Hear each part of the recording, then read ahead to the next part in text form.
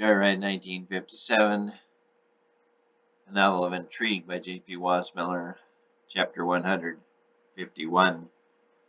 James was now famished, as it was almost noon. He decided he must head back to Lefty O'Doul's for some more pastrami.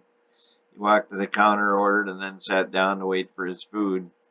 It soon came, and he dug in. After a few bites and swallows of Coca-Cola, someone sat down across from him. James kept chewing a particularly large strand of pastrami. Then he looked up and began to choke on the meat. The woman, now across the table from him, asked if he was all right.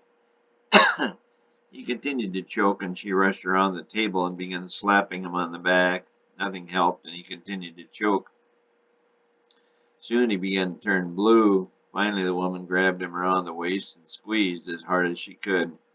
She heard a rib crack, but suddenly the piece of meat shot out onto the table, and James slipped to the floor, coughing uncontrollably. But his color began to return. The crowd stood around him. She urged them to move back. She was then able to get a few sips of Coca-Cola down him. Eventually she was able to get James up in the chair, and eventually she helped him out to her yellow and white Buick Century convertible.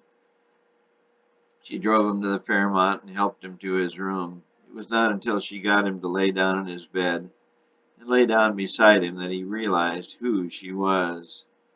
The love of his life, the redhead from Portland, had returned to see him.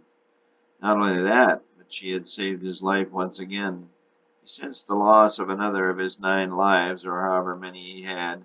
He hoped he had more than 9. She began to kiss him slowly all over his body, and he began to cry. Eventually passion took over, and the red-headed woman he knew he would never see again had come back to him. He couldn't believe it, and squeezed her tightly to verify her presence again. After an hour of passion, both fell into a deep sleep and did not awaken until sunset. The redhead awoke first and sat up in bed and stared out the window at the glorious sun as it graced the Golden Gate Bridge and the Pacific Ocean.